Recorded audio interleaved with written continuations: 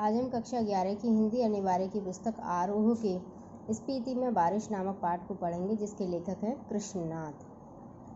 चलते चलते अंत नहीं, अंत बिना छुटकारा नहीं, इसलिए तपस है, धुआं है, यानी इच्छा है जान लेने की, पहचान लेने की। ये इनकी रचना लद्दाख में राग विराग से लिया गया है। यानी कि जब तक हम चलेंगे नहीं तब तक हमारा अंत नहीं होगा, और जब तक अंत नहीं होगा तब तक हमें इस जन्म से छुटकारा नहीं मिलेगा। इसलिए तपस है, यानी कि हमारे अंदर आग है, और आग के कारण ही धुआं है, यानी कि हमारे अंदर ये इच्छा होती है कि हम हर चीज़ को जानें और उनको पहचानें। कृष्णनाथ जन्म सन 1934, वाराणसी उत्तर प्रदेश। प्रमुख रचनाएं लद्दाख में राग विराग, किन्नर धर्मलोक, स्पीति में बारिश, पृथ्वी परिक्रमा, हिमालय यात्रा, अरुणाचल यात्रा, बौद्ध निबंधावली। हिंदी और अंग्रेजी में कई पुस्तकों का संपादन। सम्मान लोहिया सम्मान। मृत्यु सन 2016 में। कृष्णनाथ के व्यक्तित्व के कई पहलू हैं। काशी हिंदू विश्वविद्यालय से अर्थशास्त्र में एमए के बाद उनका झुकाव समाजवादी आंदोलन और बौद्ध दर्शन की ओर हो गया। बौद्ध दर्शन में उनकी गहरी पैठ है। वे अर्थशास्त्रीय विद्वान हैं और काशी विद्यापीठ में इसी विषय के प्रोफेसर भी रहे। अंग्रेजी और हिंदी दोनों भाषाओं पर उनका अधिकार है और दोनों की पत्रकारिता से भी उनका जुड़ाव रहा। हिंदी की साहित्यिक पत्रिका कल्पना के संपादक मंडल में से कई साल रहे और अंग्रेजी के मैनकाइंड का कुछ वर्षों तक संपादन भी किया। राजनीति, पत्रकारिता और अध्यापन की प्रक्रिया से गुजरते गुजरते वे बौद्ध दर्शन की ओर मुड़े। भारतीय और तिब्बती आचार्यों के साथ बैठकर उन्होंने नागार्जुन के दर्शन और वज्रयानी परंपरा का अध्ययन शुरू किया। भारतीय चिंतक जे कृष्णमूर्ति ने जब बौद्ध विद्वानों के साथ चिंतन मनन शुरू किया तो कृष्णनाथ भी उसमें शामिल थे। बौद्ध दर्शन पर कृष्णनाथ जी ने काफ़ी कुछ लिखा है। इतना कुछ करने के बावजूद कृष्णनाथ जी की सृजन आकांक्षा पूरी नहीं हुई, इसलिए वे यायावर हो गए। यायावर यानी इस जगह जगह पर घूमने वाला व्यक्ति जो कहीं एक टिक करके नहीं रहता है। एक यायावरी तो उन्होंने वैचारिक धरातल पर की, यानी कि एक तो वो विचार श्रृंखला से यानी अपने विचारों में घूमते रहते थे, यानी एक सिद्धांत पर नहीं टिकते थे, बल्कि दूसरे सिद्धांत, फिर तीसरे सिद्धांत, फिर चौथे सिद्धांत, ऐसे हर सिद्धांत का उन्होंने अध्ययन किया। तो इस तरह से यायावर रहे, ये वैचारिक यायावरी हो गई। दूसरी सांसारिक अर्थ में, यानी कि वो एक स्थान पर टिक कर नहीं रहे, तो इस कभी नेपाल, कभी भूटान, कभी कहीं, जहाँ भी उनका हिसाब बैठा वहाँ वो चलते रहे। उन्होंने हिमालय की यात्रा शुरू की और उन स्थलों को खोजना और खंगालना शुरू किया जो बौद्ध धर्म और भारतीय मिथकों से जुड़े हैं। फिर जब उन्होंने इस यात्रा को शब्दों में बांधना शुरू किया तो यात्रा वृत्तांत जैसी विधा अनूठी विलक्षणता से भर गई। कृष्णनाथ जहाँ की यात्रा करते हैं वहाँ वे सिर्फ पर्यटक नहीं होते, बल्कि एक तत्ववेत्ता की तरह वहाँ का अध्ययन करते चलते हैं। पर वे शुष्क अध्ययन नहीं करते, बल्कि उस स्थान विशेष से जुड़ी स्मृतियों को उघाड़ते हैं। ये वे स्मृतियाँ होती हैं जो इतिहास के प्रभाव में सिर्फ स्थानीय होकर रह गई हैं, लेकिन जिनका संपूर्ण भारतीय लोकमानस से गहरा रिश्ता रहा है। पहाड़ के किसी छोटे बड़े शिखर पर दुबक कर बैठी वह विस्मृत सी स्मृति मानो कृष्णनाथ जी की प्रतीक्षा कर रही हो कि वे आएँ, उसे देखें और उसके बारे में लिखकर उसे जनमानस के पास ले जाएं। यानी कि जहाँ भी वो भ्रमण करने गए वहाँ पर जो भी उन्हें छोटी ऐसी चीज़ें दिखाई दी जो कि भारतीय संस्कृति से या धर्म से, दर्शन से जुड़ी हुई थी, तो उन्होंने उनको जनमानस के सामने लाए। कृष्णनाथ की यात्रा वृत्तांत स्थान विशेष से जुड़े होकर भी भाषा, इतिहास, पुराण का संसार समेटे हुए हैं। यानी इनमें भाषा की विविधता भी मिलेगी, ऐतिहासिक तत्व मिलेगा और पौराणिक संसार भी मिलेगा। पाठक उनके साथ खुद यात्रा करने लगता है। वे लोग जो इन स्थानों की यात्रा कर चुके होते हैं वे भी अगर कृष्णनाथ की यात्रा वृत्तांत को पढ़ेंगे तो उन्हें कुछ नया लगेगा। उन्हें महसूस होगा कि उनकी पुरानी यात्रा अधूरी थी और कृष्णनाथ की यात्रा वृत्तांत को पढ़कर वह पूरी हुई। स्पीति में बारिश पाठ एक यात्रा वृत्तांत है। स्पीति हिमाचल के मध्य में स्थित है। यह स्थान अपनी भौगोलिक एवं प्राकृतिक विशेषताओं के कारण अन्य पर्वतीय स्थलों से भिन्न है। लेखक ने इस पाठ में स्पीति की जनसंख्या, ऋतु, फसल, जलवायु तथा भूगोल का वर्णन किया है जो परस्पर एक दूसरे से संबंधित है।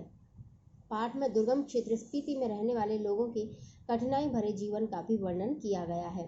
कुछ युवा पर्यटकों का पहुंचना स्पीति के पर्यावरण को बदल सकता है। ठंडे रेगिस्तान जैसे स्पीति के लिए उनका आना वहां बूंदों से भरा एक सुखद संयोग बन सकता है। यानी कि जब वहां पर्यटक पहुंचते हैं तो वहां के लोगों को अत्यंत खुशी होती है, क्योंकि वो एक सूखा और ठंडा रेगिस्तान का जैसा इलाका है जहाँ पर लोग बहुत ही कम मात्रा में पहुँचते हैं। तो कोई भी अगर व्यक्ति वहाँ पहुँचता है तो उन्हें बहुत अधिक खुशी अनुभव होती है और ऐसे लगता है जैसे वहाँ पर बारिश का मौसम है वो आ गया हो। स्पीति हिमाचल प्रदेश के लाहौल स्पीति जिले की तहसील है। लाहौल स्पीति का यह योग भी आकस्मिक ही है। इसमें बहुत योग नहीं है। ऊंची दर्रों और कठिन रास्तों के कारण इतिहास में भी कम रहा है। अलंग भूगोल यहाँ इतिहास का एक बड़ा कारक रहा है, यानी कि यहाँ का भूगोल यानी कि धरती की बनावट ऐसी है कि यहाँ पर पहुँचना बहुत बार मुश्किल रहा है। इसी कारण से यहाँ पर सड़कें इत्यादि भी ढंग से नहीं बनी हैं। अब जबकि संचार में कुछ सुधार हुआ है, तब भी लाहौल स्पीति का योग प्राय वायरलेस सेट के जरिए ही है, जो केलंग और काजा के बीच खड़कता रहता है, यानी कि वायरलेस सेट है, उन्हीं के द्वारा वहाँ पर संपर्क है वो किया जा सकता है। फिर भी केलंग के बादशाह को भय लगा रहता है कि कहीं काजा का सूबेदार उसकी अवज्ञा तो नहीं कर रहा है, कहीं बगावत तो नहीं करने वाला है। लेकिन सिवाय वायरलेस सेट पर संदेश भेजने के वह कर भी क्या सकता है। बसंत में भी 170 मील आना जाना कठिन है, शीत में प्राय असंभव है। प्राचीन काल में शायद स्पीति भारतीय साम्राज्यों का नाम अंग रही है। जब यह साम्राज्य टूटे तो यह स्वतंत्र रही है। फिर मध्य युग में प्राय लद्दाख मंडल और कभी कश्मीरी मंडल, कभी बुशहर मंडल, कभी कुल्लू मंडल, कभी ब्रिटिश भारत के तहत रही है। तब भी प्राय स्वायत्त रही है। इसकी स्वायत्तता भूगोल ने सृजी है, यानी कि इसकी धरती की बनावट ऐसी है कि ये प्राय स्वतंत्र ही रही है। भूगोल ही इसकी रक्षा करता है, भूगोल ही इसका संहार भी करता है। पहले कभी उन राजाओं का कोई हरकारा आता था तो उसके आते जाते वह अल्प बसंत बीत जाता था।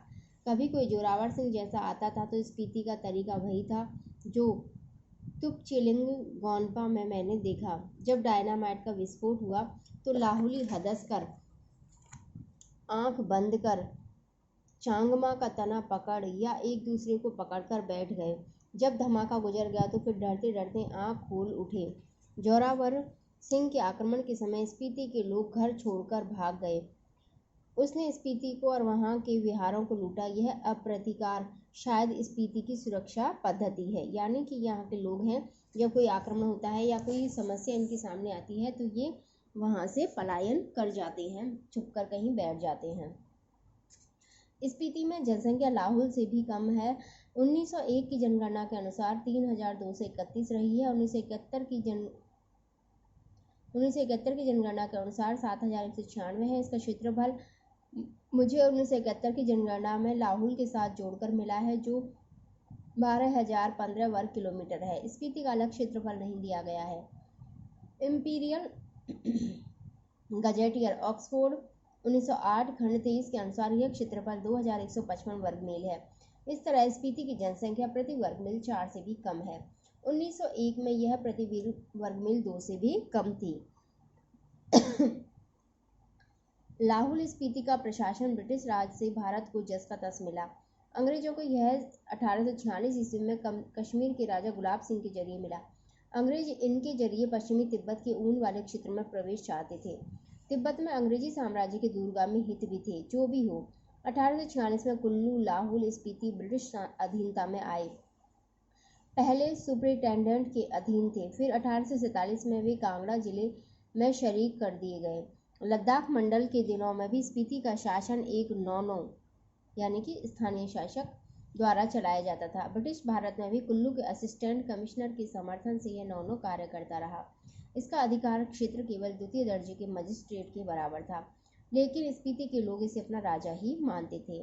राजा नहीं है तो दमयंती जी को रानी मानते हैं। आज के लिए इतना ही, धन्यवाद।